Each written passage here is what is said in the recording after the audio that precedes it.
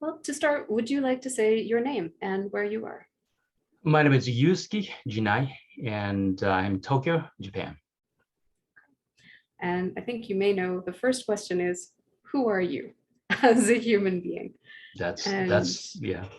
Mhm. That's a very, very interesting and hard question. So it's easy to say that who am I, who I am.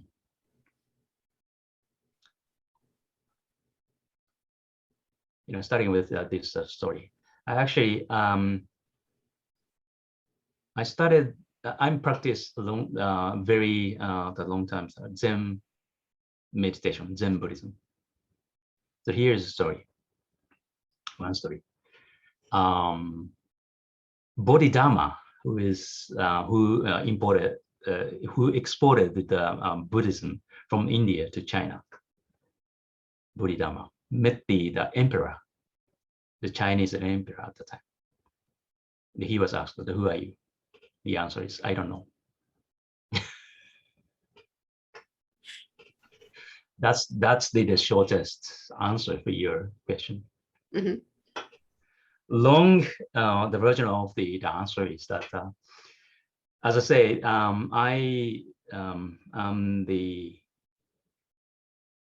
right now I'm doing the consultants, IT consultants. I mean engineering, IT engineering consulting, and also the business consulting. It's a kind of strange for the Gestalt context, but for me it's a very reasonable for me. I'm doing that right now. But as I say, from my college, the school year, I started the practice Zen Buddhism, Zen sitting at the time during the college, and actually at the times I was studying the computer science and technology. And also I'm practicing Zen Buddhism, so that there's two different portion. So the younger times for me, this balancing these two is sometimes it's very hard, sometimes it's very easy. But I chose to go through this career, that is IT engineer, developing the software. So I started the career just after graduating the school, the college, and after entering the IT industry, so more than almost 25 years, I've been involved in developing the software. But during the later part of my career, I had lots of the challenge to manage the team, to manage some portion of the company. I needed to eliminate the people who are under me. Right? I need to cut the people. So that there are lots of the bad stuff that are coming up in terms of the managing the organization, managing the company, managing some portion of the company. Then one time there is the training, the course. Of course, there are a bunch of the training course in this company. So I attended the one course, and I didn't know the contents of the course. And at the time, I was so busy, so I didn't want to attend this training course because I had a lot to do to take care of my organization. So the facilitator at the time, just beginning of the training, she said to us, "What are you aware of here and now?" she said. I was so surprised, because here and now is the key concept of Zen Buddhism. So I asked, what are you talking about? This is the IT company, right? IT company in the meeting room, in the training course, to resolve the day-to-day problems. I mean, I need to take care of the people. I need to take care of the tons of technical issues, right? At the time, so that company is the U.S. company, right? U.S. company, but Japanese subsidiary. Means that I need to balance the two principles. It's easy. I mean, in United States, it's easy. It's not that easy to eliminate the people, right? It's not that difficult. Fire the people it's illegal, but here in Japan, it's not illegal, right? It's a very, very, very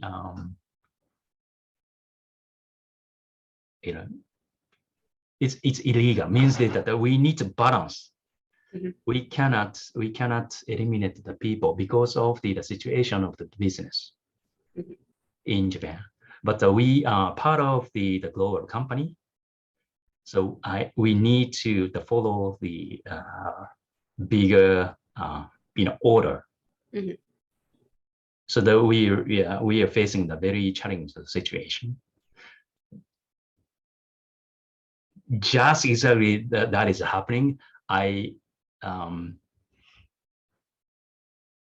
attended that training course, and I was asked who I mean, here and now, right? So that's the time for me to start to realize that here and now, what she is talking about, and I try to investigate what she is talking about. And then I realized that is the part of the Gestalt. I don't think that she's Gestalt therapist, but I think that she was trained some kind of Gestalt therapy, and she utilized to make the organization the development type of stuff. So at that time is for me starting time for me to know about the Gestalt.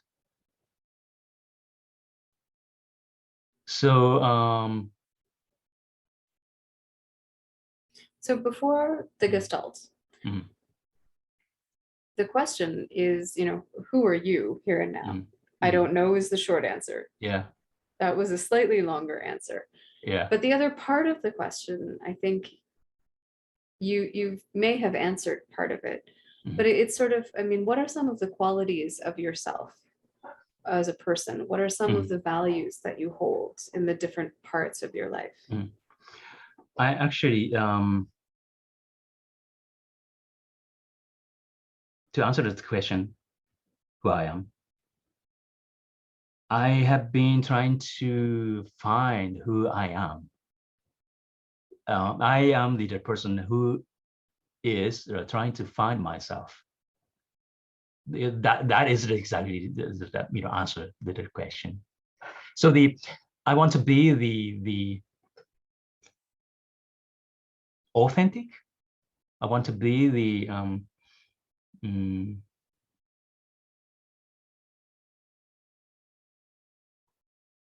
how should I say this? How should I express this?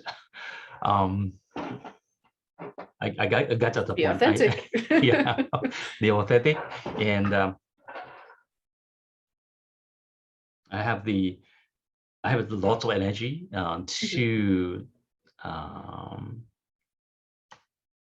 try to find what's in it, what is going on, what is going on me, what is going on this society, what's going on this this planet, what is going on this universe. That is my interest in that describing who I am. So curiosity. yeah, curiosity, interest, energy ranges. Yeah. And do you have any particular passions in your life?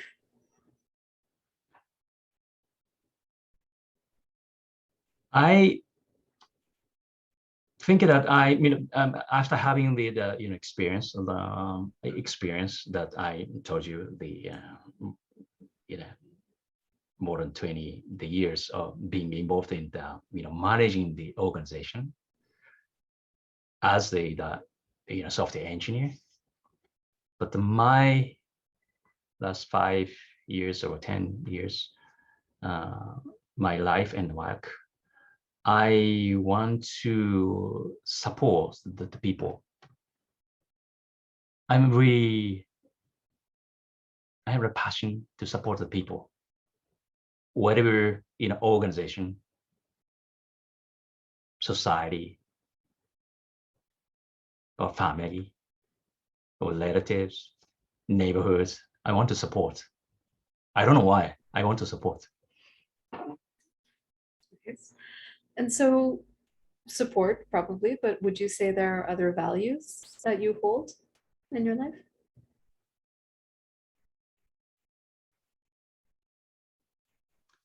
Let's see. Value means Sort of I the value principles that you hold in your way of being. honesty. Mhm. Honesty means it's not yeah, honesty. The being honest. Sometimes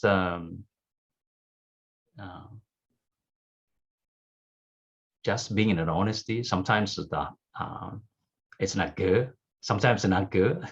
Sometimes it's good. Mhm. But trying to be the honesty is my value, my biggest values. So another question for you would be, what comes to mind as an event in your life or a set of circumstances that you would say really shaped you or influenced who you are? That's interesting.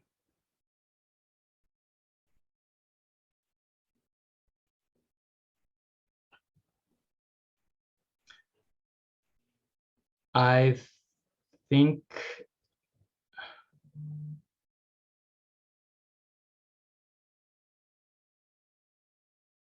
life and death is a big theme for me. I just say that I started the Zen practice 18, 19, 30 years old, my young age. At the times, I didn't know what the death, what the life is. But the later part of this is my personal the life. Almost 20 years ago, I lost my kid. That is the one of the biggest events for me. I'm sorry, I've had that experience too. Thank you. Thank you. And beginning of my career, beginning of my interest to be involved in the Zen Buddhism, at the time that there is no actual events, but I just thought, I just felt that something is not going well, or something is happening around me. I didn't know what's happening at the time, right? So the practice in Zen is a very interesting experience, but still I didn't know what that means.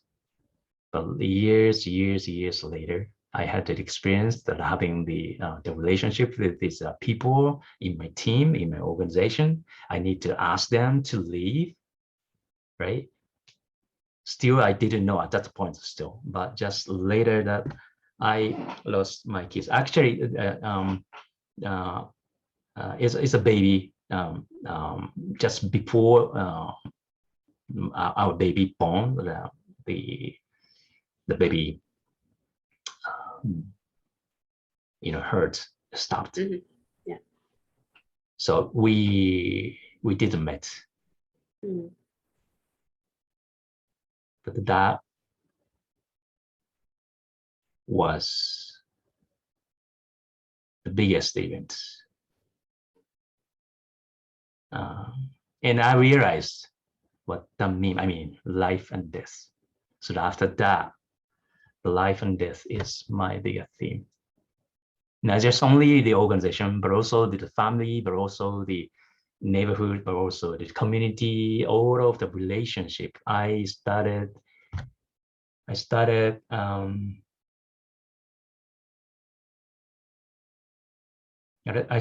thinking. I started to regard the relationship as the life and death. I mean, I don't know that I am, expressing right away. No, it makes sense. I mean, makes sense here. Yeah, I talk a lot about these things myself. Yeah. It's sort of, just holding that awareness of life and death. Not everybody does that. Some people like to not have something, one part of that, usually death, in their awareness, but even just holding those within awareness constantly, that's a different way of being. It's a different way. Yeah. So to answer your question, who I am, it took almost 30 years to answer your question, who I am. So right now that I can say, like that, I am I value the honesty. I want to be authentic. I have the passion about the, supporting the people. And you've been shaped by these events. Yeah. That's really true. After that event, I realized, just these days, I realized this event shaped me. And what about other people? Who would you say has been a significant influence on you in your life? Oh, of course. There's many people like father, mother, of course, and my biggest teacher is my first teacher, my Zen practice teacher, whose name is Sogen Omori. Is I have the big influence from him, and also I was 18 years old, and he was over 80. So just after we met, 7 years, he passed away. But I got lots of the influence at the young foods. Is the Zen monk, and also the master of the Kendo. Kendo is the martial arts, one of the martial arts, and he is the teacher of this Kendo, and also the calligrapher, the teacher. So that he is doing the Zen and martial arts and calligraphy, the teacher. I learned a lot from him. Do you also practice Kendo? Yes, my young age. Okay. And how did he influence you? I mean, teaching, yes, but as a person or on your person? As a person, not the teaching. Of course, he taught us a lot of things about the Zen Buddhism, and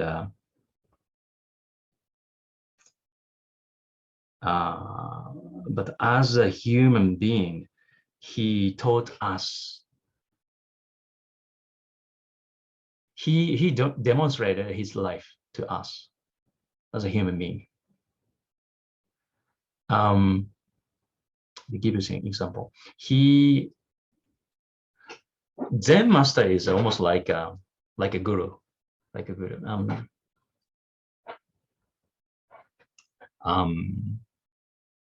the person who can do everything.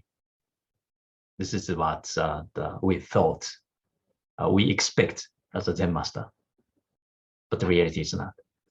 After over 80 years, he has a difficulty to move, or after all, he just lay down to the bed. So there are several years that we met in the bed. He couldn't raise up, and later he couldn't talk, he couldn't eat, he couldn't do anything by himself. Just lay down and putting some energy to drink. I don't know what it's called, and he needed to have the care of the everything, and he couldn't speak anything, but just existing like that, meaning to us a lot, because after years of the training exam, people will be like this. It is not good for him, but after years of the practice exam, he couldn't do anything. Well, it's not about doing, it's about being. Not to do, right. At the time that we didn't understand the meaning of human being is getting to be like that. Years later, I understand what the mean for him and for us. So just to be the authentic, just be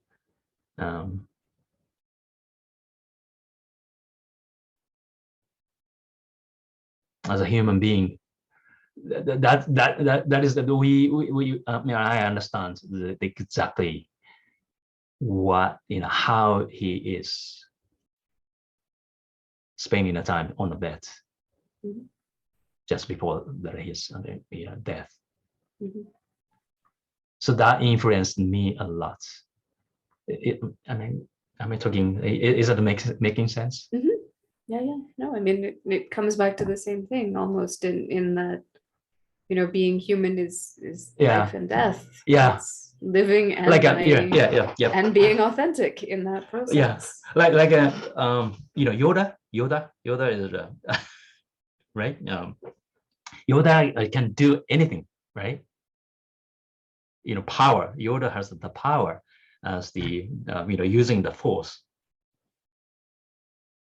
So we expected the Zen master, to be a perfect person, but later on, he couldn't do anything. After all. Well, but that is being the perfect That's person. being. It's not doing the thing. Not doing. That's exactly.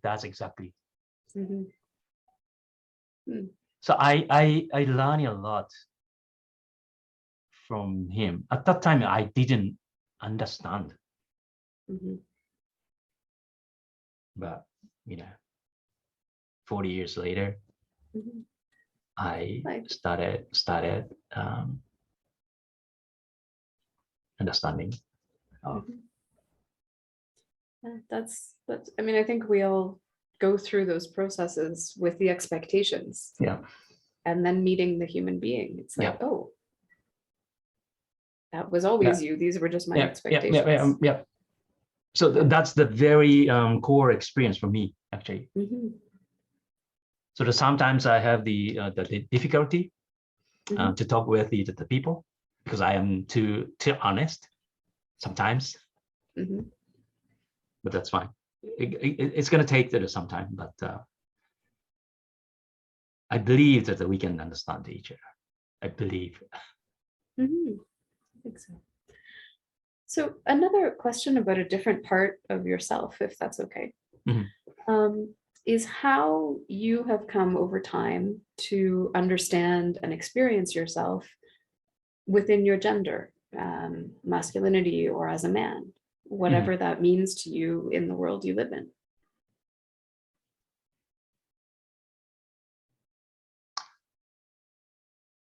I understand that this is the modern world, the gender, talking about gender is a very important topic. But actually, I am not so much care about the gender. I mean, man or woman, or not just only the gender, but also other aspects of the difference. I am not so much aware of the gender. Actually, that's one important the value I need to talk about. I am feeling the very important the point on the difference. Keeping the difference is very important for me. So the gender, like a man or woman or the other aspects of the sexual aspects, I have the respect for some people that being the man, people being the woman, people being the not man, not like the gay or other non-binary. Yeah. So I respect the difference. So that's why I'm not so much aware of my gender. Is that making sense for you? Yeah. I mean, for some people, it is a very important figure in how they understand or define themselves. Right. Some people say it's not figural for me. But like that from myself, I'm not thinking about I am just a man. Just myself. That's it. That's fair. So another question would be, how do you experience, I mean, in your person, in your life, in your context, power and privilege? How do those act or influence in your life? What's your relationship with them? So power and privilege, I have a question here. So what is it? Power and the privilege is the social context with the relating with the others or relating to other communities. You mean sort of power and the privilege? What that's interesting, and I don't know. There may even be like different translations of the same word, because there are different definitions, and people answer it from a lot of different places. I mean, power is obviously, it's relational, but it's also personal. And it can be power to, or power over, or being under someone else's power or systems, right? And privilege is usually sort of considered the difficulties that we don't have. Just things that we can take for granted that came easy or were given to us that give us advantages in life in some way. Does that make sense? Yeah, I'm trying to figure out, because the power and privilege is for me, it's a very, I don't know, this is just for the Japanese, the context. You're talking about the power and privilege for the personal life or personal history or something? Well, I mean, people answer it in very different ways. So the power and the privilege.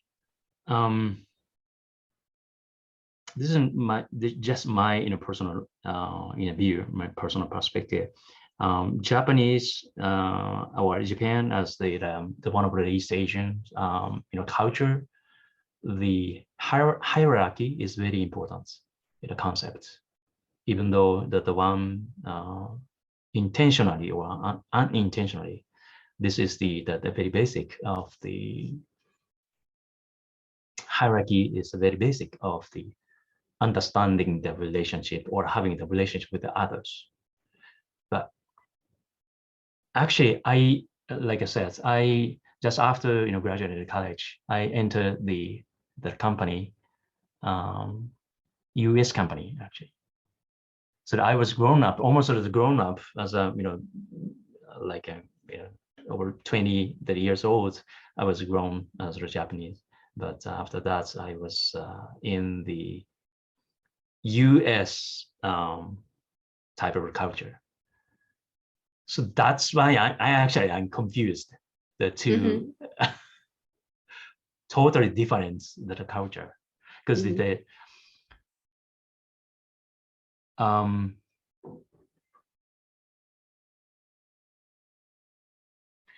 modern Japanese society is getting changed. But historically, Japan is one of the most hierarchy oriented culture.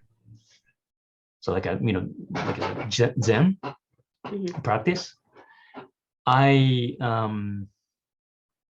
got in the Zen temple. The hierarchy is very important. If a person who joined the Zen temple just only 3 days before, then there is a hierarchy. That is the very strict system. But so there is the power. We need to respect of course the teachers, or we need to respect people who got in that temple or school. We need to respect. So it's like it's important to know your place. That's right. That is a very important. But on the other hand, the US culture or European culture, of course, the positioning or the position itself is very important, critical. But how to talk, what to talk, is more important, I think. So sometimes I'm confused. I'm trying to bring. I'm trying to talk. I'm trying to talk like a European way to the Japanese context, which makes us a very difficult situation, challenging situation. That's something that we as a Japanese, we need to develop that portion in a Gestalt therapy context. So that we imported the Gestalt therapy from outside, from Japan, of Japan. But trying to apply the concept to the Japanese culture, Japanese relationship. This is one of my personal passion. I want to re-import the Gestalt therapy to apply the Japanese relationship, Japanese relationship and communication. I don't know who. Well, I think it's about. Privilege may come from a different, more about sort of a social psychology discourse than Gestalt therapy. But for me, it's about the relational field, and it's about who I am to you and with you, and who you are with me, and sort of what the power dynamics are in the field. And a lot of them, it's interesting because privileges are usually out of awareness.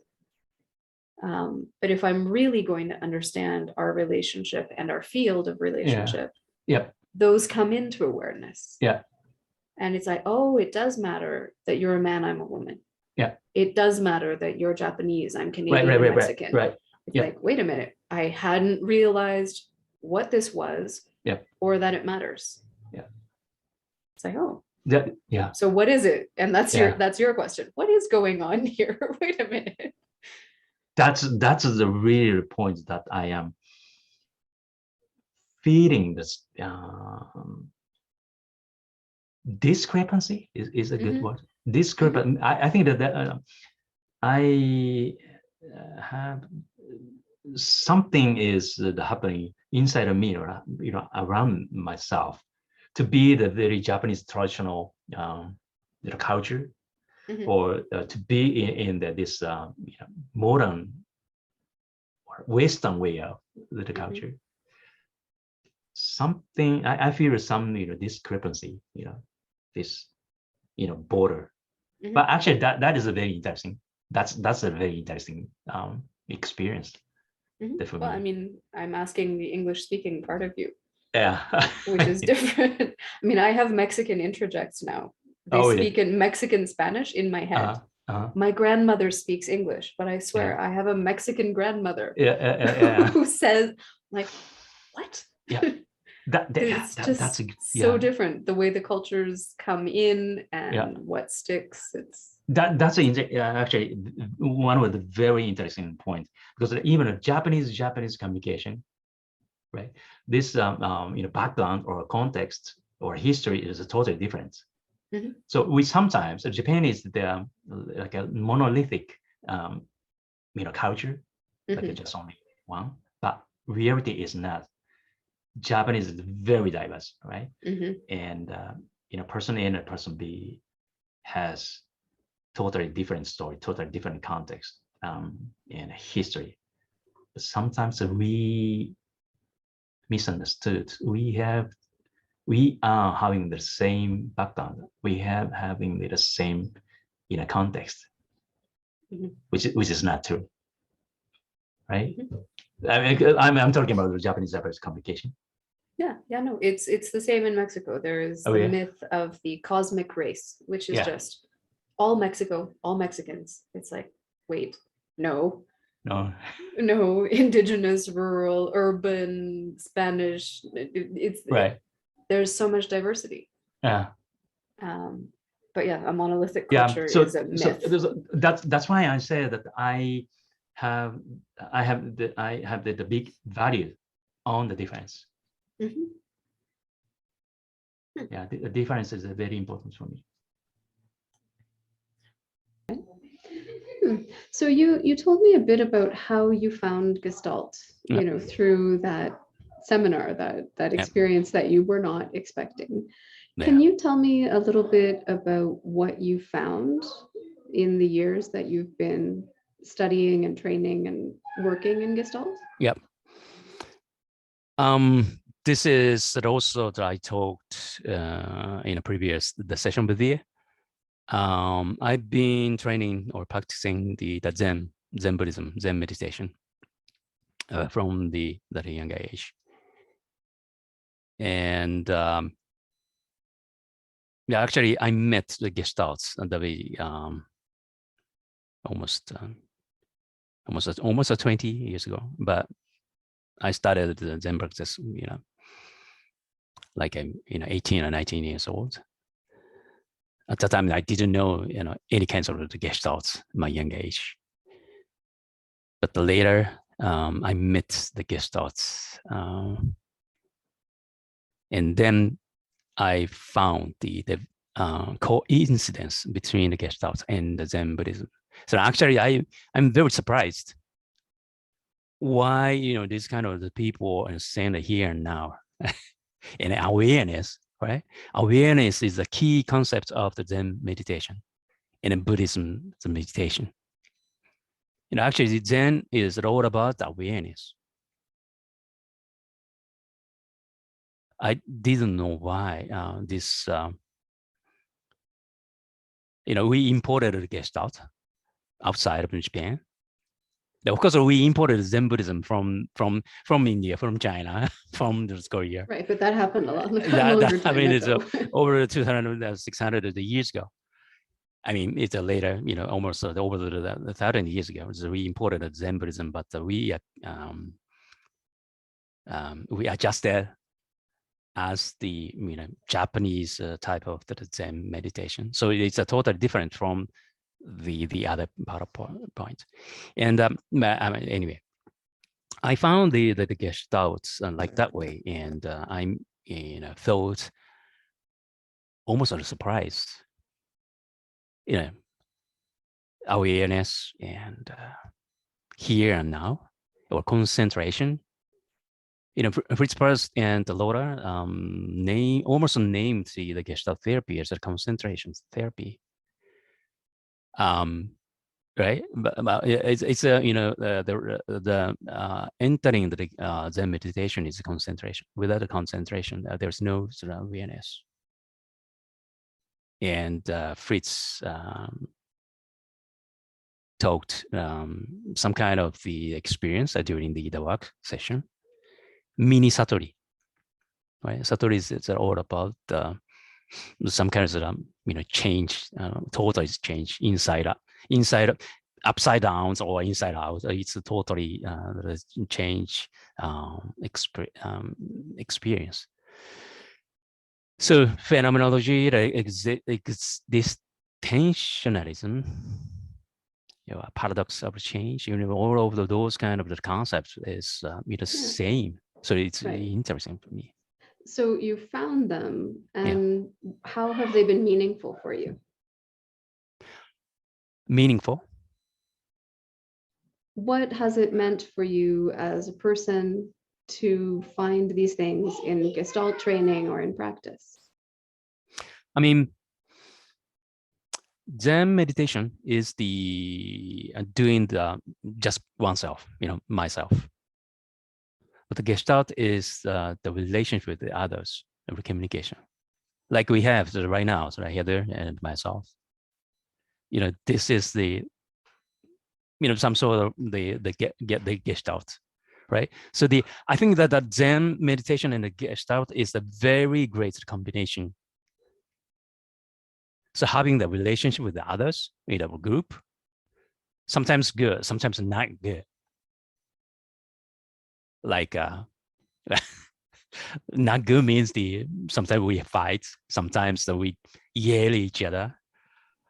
Yeah, like conflicts, difference. Yeah. But that's part of the Gestalt. That is the very great the portion for me. That is my view on the Gestalt, and that I really appreciate in the Gestalt and the Gestalt people. So what have you done with this? I mean, you've taken these trainings, you've learned these concepts, you've had these experiences. What is your practice like? I mean, where do you take it? What do you do?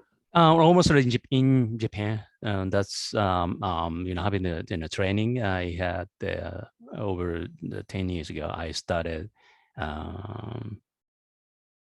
intensively is right. Intensively, I'm starting attending to the Gestalt workshop.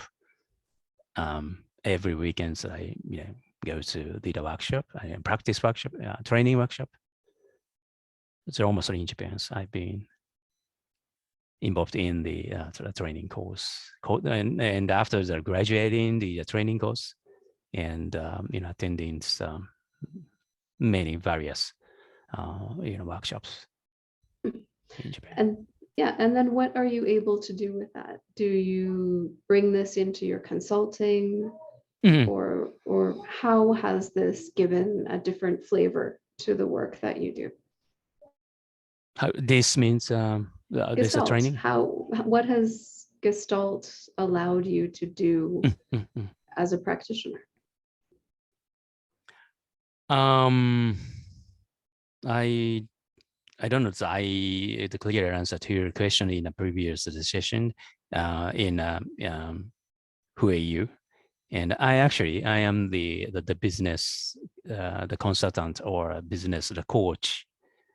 So I'm not a counselor, but almost the same thing as I think that doing it as a counselor and a business coach or business organizational development coach, those kind of stuff is the same. So I bring to my job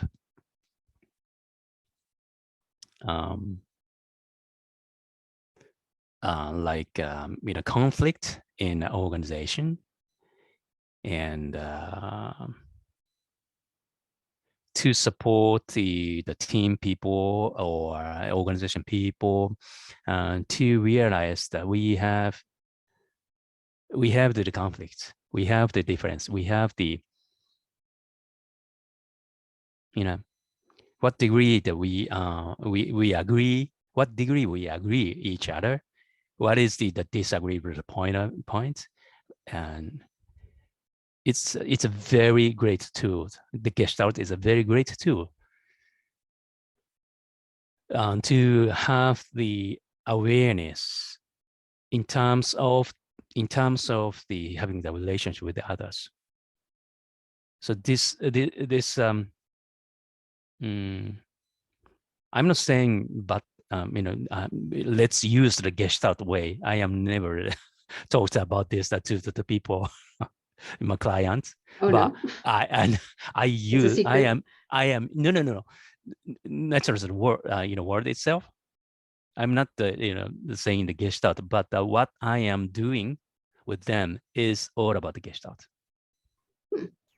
And I probably can't pronounce it, but what word do you use? Do you talk about awareness, or what do you talk sometimes about? I talk about awareness, sometimes talk about the I am helping them to try to have the awareness where we are, what are we talking about, what is the difference, what is the point of view, or what is the different point of view between the people.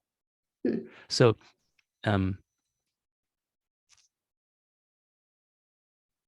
It's interesting. yeah. Now I'm really curious about Gestalt language in different languages. Yeah. Like what words certain cultures have that mean whole concepts that you would have to say with 10 words in English, or an explanation or something. Because every culture puts different concepts together in different word structures. Yeah. And I love the words that are about relationship. I mean, it's like, yeah. Anyways, that was just a side thought. Yeah, actually, that is the very important the point. We may have, of course, we have the dictionary, right? So the Heather and then myself, we have the dictionary. So we are talking about we are thinking that we are talking about the one thing, but the different point of view and a different dictionary. Because I'm, in my brain, I'm using my dictionary, right? So this is very complicated phenomenology. Yes. Right. Yes. Actually, this is a very interesting point that, and I would like to explore from the future. Are we understanding the Gestalt correctly or not? Are we accustomed too much engineering, over engineering the Gestalt concept to the Japanese? The language. Well, that's interesting. I think I said in the presentation that I just gave with your group, I said that Gestalt can't be introjected. It has to be related to. Yeah. So I don't think there can be a correct way to take something, like you said, to import it. I mean, you can import it, but not introject it. You can't take someone else's meaning and make it yours without assimilating. So, and you said something about, the international training and importing Gestalt. And I'm curious how you feel your relationship to the international Gestalt community is. Like, what is that for you? What is that like? That's very interesting and a very important the question to me and to us.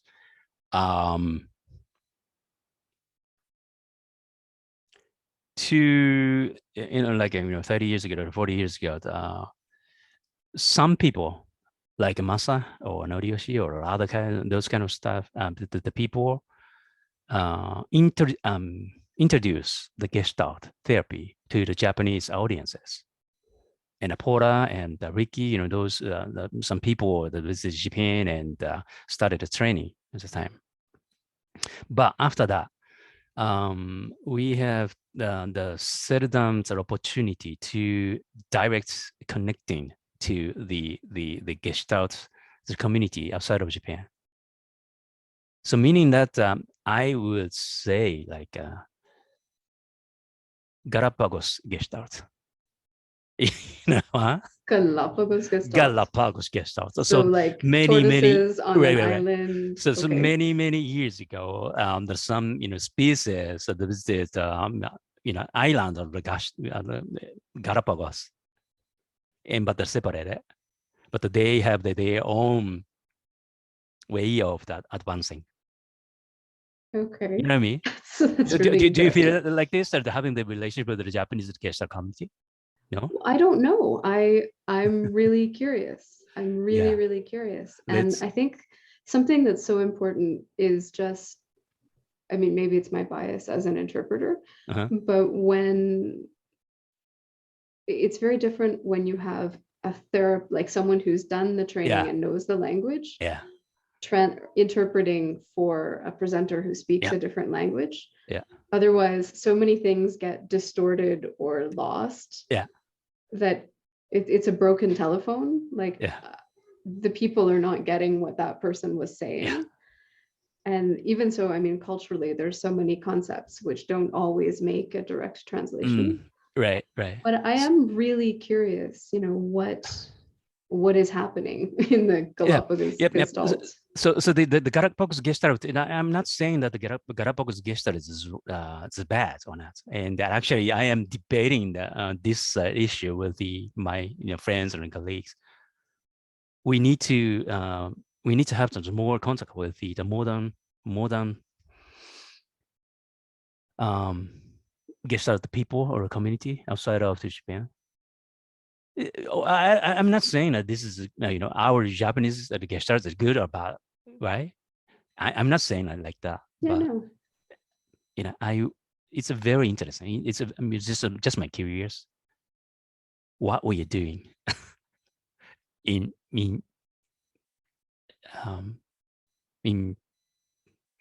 what we're doing in Japan, and that is how it's different. Mhm. How you guys understand that the Gestalt is, and how we understand the Gestalt is. Mhm. But anyway, the bottom line is the human being, right?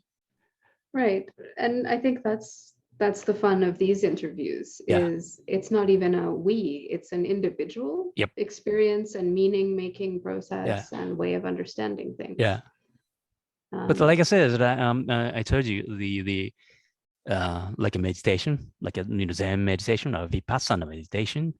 It's a they're big coincidence between Buddhism tradition and the Gestalt.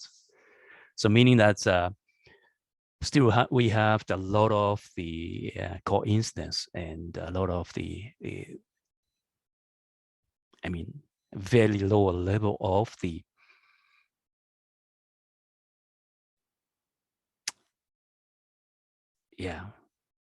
some coincidence or well, I mean the conditions have to be right. I mean, if you're talking about like a transplant instead of an import, right, like taking a living, changing, dynamic thing from one environment and putting it into another, there have to be enough similar conditions that they can fit. But then it's a dynamic relationship. Yeah, that's right. I asked this question. I asked this question to Bob Resnick. Bob, hey Bob, do you feel that the difference? Between the culture to train the Gestalt? He said no, just no. Yeah, I mean, so because of the human being, he said that this is a human being. He said. Well, right, but we're cultural beings. Yeah, cultural beings. Yeah. So I have the big person from now. I have the big passion to compare.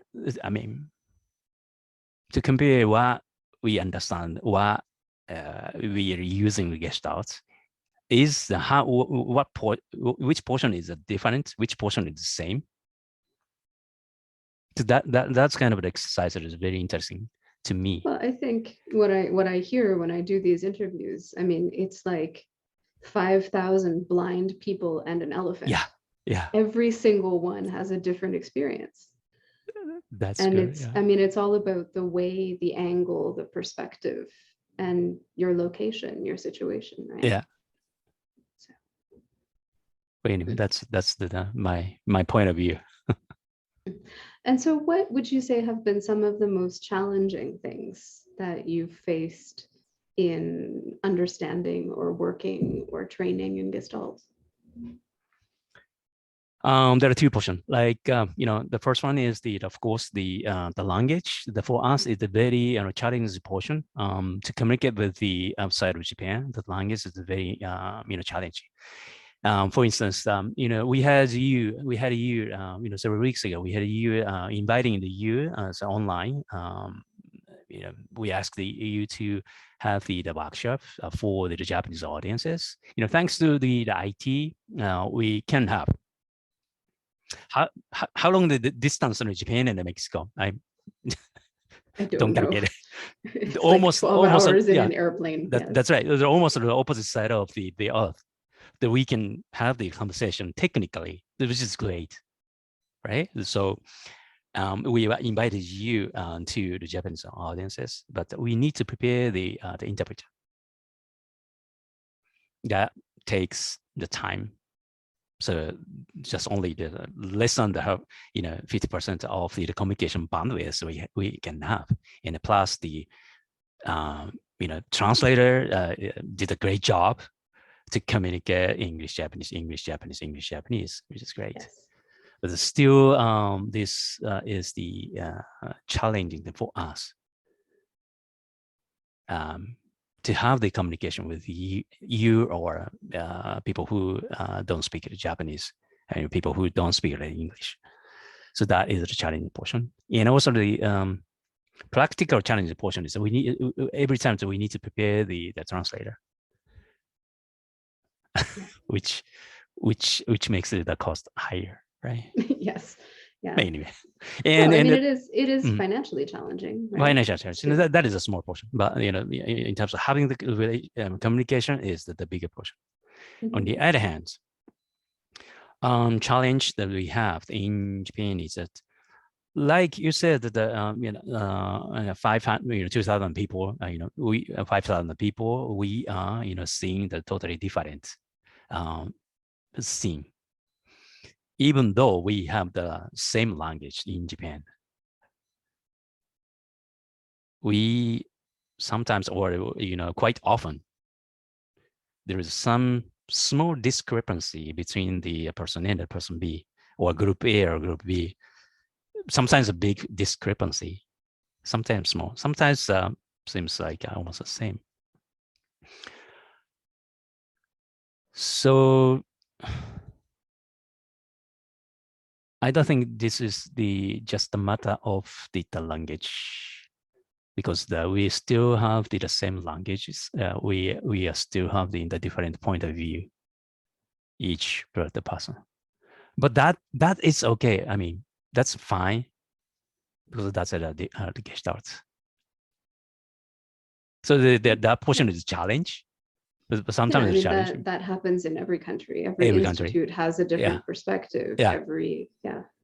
So yeah, I feel very interesting to have the communication and the conversation with the people who has the totally different opinion. I'm enjoying, actually. Good. Okay, and what have been some of the more satisfying parts of this process for you? I mean, what are some of those experiences that somehow changed you or impacted you? I've been studying the more aware about the difference. Like I said, like almost 20 years ago, the accident. We started thinking about the difference and the equality. But now, after having the after having the training with of the Gestalts and having the relationship with the others, with the Gestalt community, now I am more aware of the difference to talk with the others. And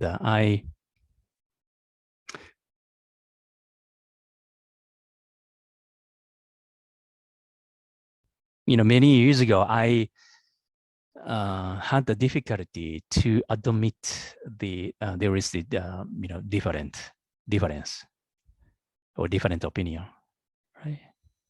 He says something, they say something. If this is a different opinion from I have, I had the very difficulty to have the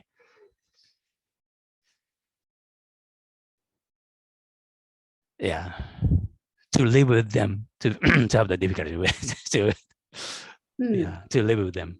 But now it's much easier. Actually, it's a joy for me. I am enjoying. And do you have any? Do you have any particular memories of moments, either a piece of work you've done with a group or an organization, or a piece of your own work that you remember really clearly?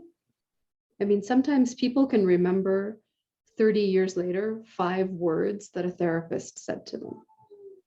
Do you have any of those particular moments?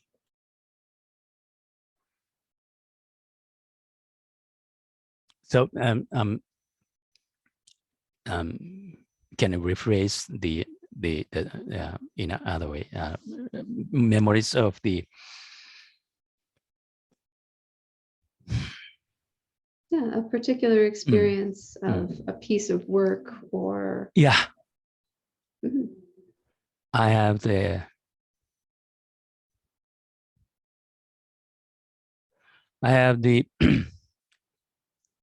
big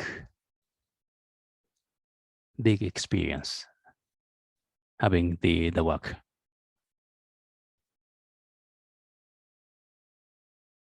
In a Gestalt, the work, right? Yeah, if you want to, if it's not too personal, I mean, I'm curious. I have. I told you that we lost our child, and actually, I couldn't talk about that over 10 years, almost 15 years.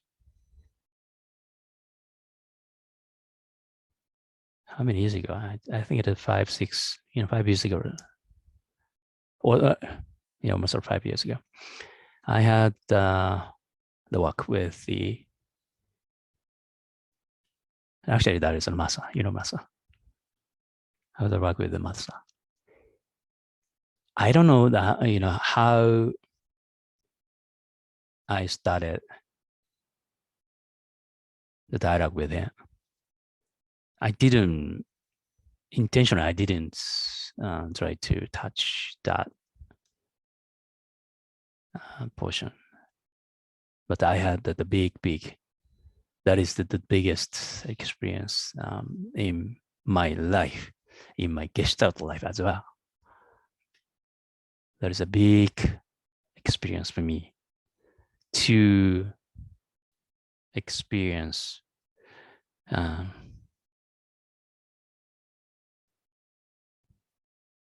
like a 20 years ago accident, which is a really, really precious moment for me. I cannot say that in a few words, but it's a really important experience during the work, which saved me. Being able to work on it. Yeah, being able to work on it, and I that is the biggest experience in my Gestalt, which I realized that the Gestalt has the great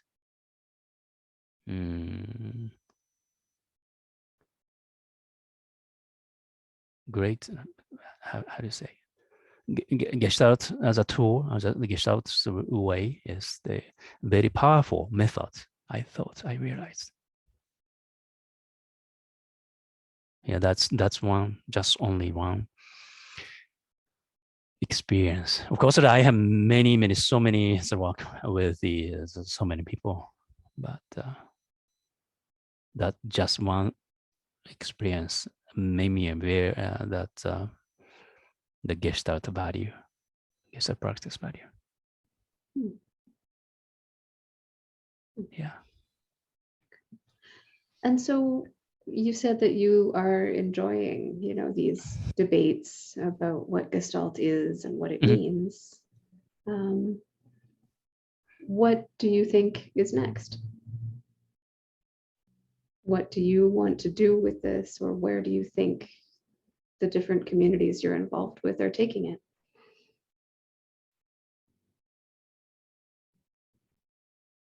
Actually, just right now. So we are not debating, but yeah, still somehow debating. What kind of community should be in Japan. The Gestalt community should be. Some people has some opinion. Some people has some opinion. So we are trying to have the community, or trying to, eventually we may divide up the communities, like US or Europe. But that's good. But at least I want our community, or a community outside of ours, I want to be open, very open, to communicate with the community, in not just only intra-community, but inter-communities, that we will have the some kind of communication or dialogue. That's going to be great. I think that is the next step for us and for me. What type of the communities do we have? We can have in Japan. Of course, that community, we try to have the relationship, like Heather, you guys, so the people, the Gestalt people in Europe or other part of the rest of the world, like Asia. I am very interested in having the relationship with the Gestalt community in India or Nepal or China or Korea or other part of Asia, and so that we will make sure what the Gestalt is, and how our Gestalt is totally different from yours, from theirs. Then so we realize to build up the Gestalt. Yeah, I don't think we ever realize what it is. I think we just keep realizing, oh, it's also yeah. this, and Keep also realizing. that, and Yeah. that too. So that's that. In that point, I really appreciate your work, like a humans or Gestalts. You are connecting, connecting the dots, right? I don't know, but thank you. Right. It's a very interesting sort of project.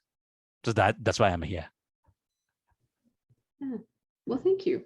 I am curious to speak with you to see. I hope to hear your voice doing some of these interviews, like we've said. And I'm curious, what questions make sense, what don't.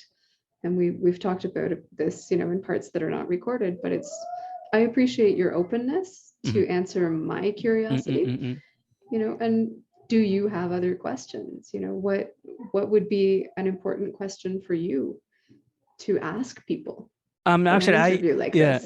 I actually, the all parts of the interview, this is a very the important question, because of this is my hearing to the capability or to the English pronunciation, those kind of stuff, and I had just a little, might be the misunderstanding or something, but all of the discussion, starting with who are you, that is very important, and power and privilege, those kind of stuff.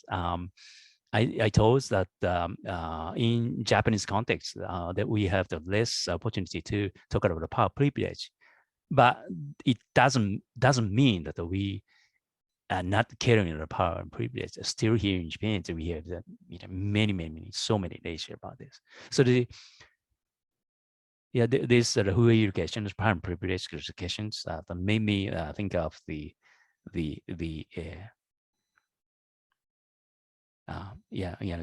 are very great questions.